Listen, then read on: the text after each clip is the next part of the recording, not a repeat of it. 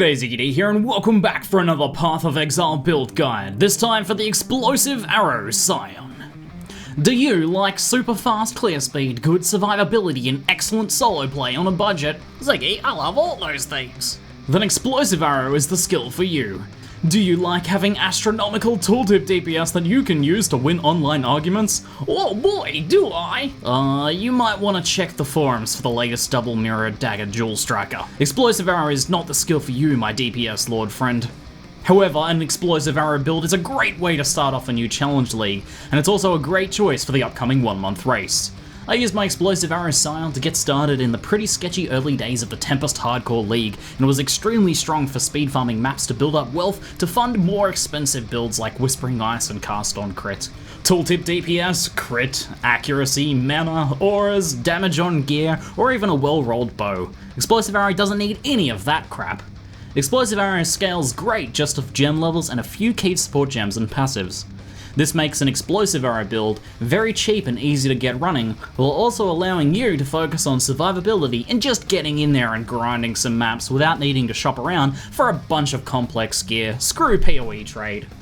Explosive Arrow builds are extremely fast clearing with high mobility and very effective area damage.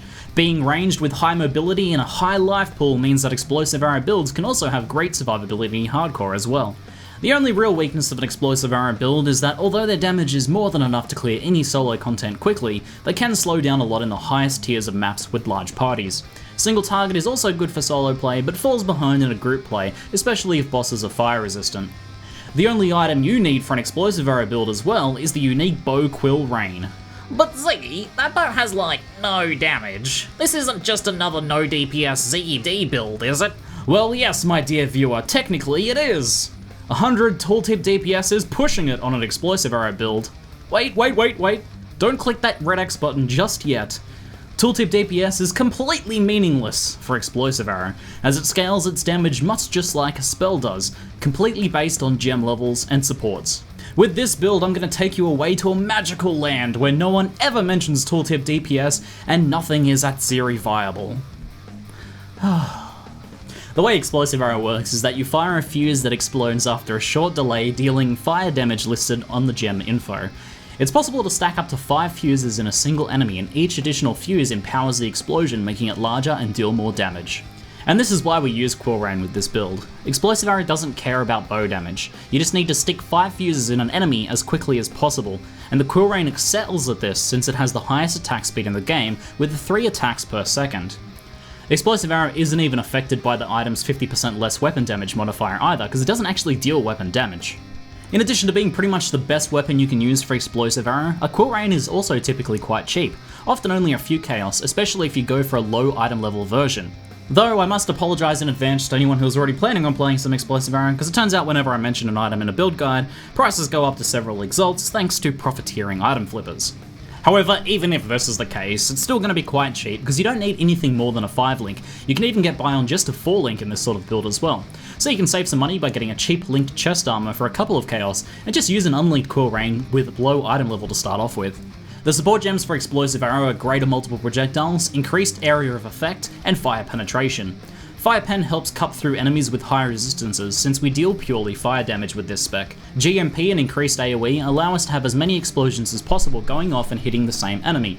Essentially, you shoot 5 sets of 5 fuses into a pack of enemies which go off a second later, and each enemy is hit by up to 5 of those explosions. The total damage dealt to each enemy is far higher than if you were just to fire a single fuse at a time. If you do happen to find yourself with a 5 or a 6 link, you can use Life Leech for added survivability and faster attacks to help get those fuses out as fast as possible. These enhance the clear speed and survivability of the build, but are not mandatory at all. You may have noticed that my character is not using any mana or auras whatsoever. That is because this style of Explosive Arrow build actually uses the Blood Magic Keystone, which removes our mana pool and has us use life instead of mana.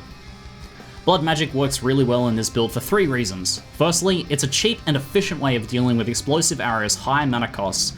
Explosive Arrow can easily cost over 500 mana per second to use, which is extremely difficult and expensive to support on a mana-based build. Secondly, auras are nearly useless on Explosive Arrow builds. Since Explosive Arrow deals neither attack nor spell damage, things like Anger, Hatred, or Heralds don't work on it at all. And then third and finally, Blood Magic also allows you to get a lot more life with 35% life just behind the Keystone for just 3 passives. More life means more survivability, more life regen, and easier support of the cost of Explosive Arrow. Getting the fuses to hit enemies reliably is crucial in Explosive Arrow builds. As such, we also use the Resolute Technique keystone. This does stop us from critting, but with very few ways to easily attain crit chance anyway, we don't really lose much and gain a whole lot of accuracy for just one passive point. Supporting skills include Flammability to aid in killing fire-resistant enemies, Blink Arrow for mobility, and Enduring Cry for survivability. We can get up to 5 endurance charges running on this build, which gives added life regeneration and physical mitigation. I also like to run a defensive cast when damage taken setup with Warlord's Mark and a greater multiple projectiles Arctic Breath. The Arctic Breath leaves chilled ground and slows enemies, while auto-cast Warlord's Mark gives us a lot of extra life leech. Warlord's Mark on a cast and damage taken will automatically cast on enemies that attack us, and rare monsters with Reflect, which helps us recover any lost life as our explosions go off. I also run a second cast on damage taken linked to a Chaos Golem for some added physical protection and a bit of a distraction whenever I take a chunk of damage. Blood Rage can also be easily run on this build thanks to our high life regeneration for a ton of extra damage and attack speed. With Kraton's Frenzy Charge from Merciless, we can keep 4 Frenzy Charges up permanently for an easy 16% more damage and 16% increased attack speed. Single target in an Explosive Arrow build can be a little unusual, but with clever use of a few different tricks, you can actually have very good single target damage. Stacking fuses on walls, using a Frost Wall, and using an Ignite single target setup can all overcome the potentially weak single target of this build. I went into much more detail for the tips and tricks and single target options for Explosive Arrow builds in another detailed video, which you can find linked in the build spreadsheet. That's down in the description below. There's a 1-second delay before the explosion goes off after you fire the final fuse of Explosive Arrow. If you add another fuse, this timer is reset, so it's important to wait for the explosion to occur, otherwise you will lose clear speed. This time doesn't have to be wasted, however. In the time just before the explosion goes off, you can curse enemies, cast Enduring Cry, or just move on to the next pack.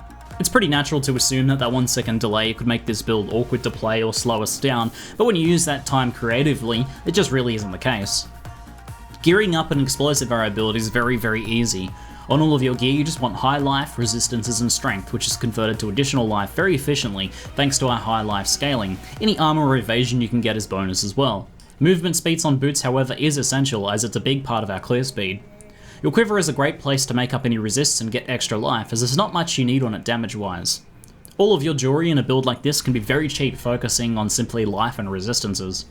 Since we have so much life and resistances available on all of our gear slots, it's possible to use a unique helmet to boost our clear speed significantly. Devoto's Devotion is an excellent option on Explosive Arrow builds, as it gives an additional 20% move speed and bonus attack speed. The reduced physical damage penalty that it has also has no impact on Explosive Arrow since we deal purely fire damage. With 30% move speed boots in Devoto's Devotion, you can have a whopping 50% move speed before your Quicksilver Flask. This is a huge benefit for both clear speed and survivability, as well as just making this build super fun to play. As this is a blood magic build, I recommend 3 life flasks, and it's a good idea to get 2 with the staunching suffix to remove bleeds. Corrupting blood is pretty damn dangerous when you can attack over 5 times per second. A Granite with Iron Skin or Curse Removal is also a good idea, and I also recommend a Quicksilver with either Adrenaline or Freeze and Chill immunity. I really like the Quicksilver of Heat as it means you can move at normal speed in chilled ground maps. For the passive tree, it's essential to start as a Scion to allow efficient pathing to both sides of the skill tree. To level this build, you'll head left from the Scion towards Resolute Technique, first grabbing some life nodes along the way. It's a good idea to use melee skills like Cleave and Sweep to level up with two-handed weapons. If you can get your hands on a Wide Swing or other unique leveling two-handers, then you can level extremely quickly this way. It's not advisable to use bows before level 38 with this style of build, and it's much better to use melee up till then. You'll want a 4-linked Explosive Arrow with the supports mentioned earlier as soon as you get to level 38 to swap. It's also a good idea to make sure you're leveling up an Explosive Arrow gem right from 28 when it becomes available. Alternatively, you can just buy one appropriate for your character's level. From Resolute Technique on the passive tree, we can then head down into Blood Magic, grabbing some extra life along the way. After that, the Temple area for AoE and some damage, followed by the Shadow side for more damage and attack speed. After this, you can fill out more life, damage, or other things such as endurance charges as you feel necessary. Jewels are pretty important in this build as well and can add both a lot of damage, clear speed, and survivability. Mods in rough order of importance for jewels are life, attack speed, ignite chance, and area, fire, or projectile damage. If you'd like some more detailed information on gear and seal gem layouts, then be sure to check out my build spreadsheet linked in the description below. If you like this guide, then be sure to subscribe to my channel. I have over 1,000 Path of Exile guides on my channel now, no joke. You can also catch me live streaming over on twitch.tv/ZiggyD live. As always, be sure to leave any questions you have in the comments below. That's it for now, I'm ZiggyD, and thanks for watching.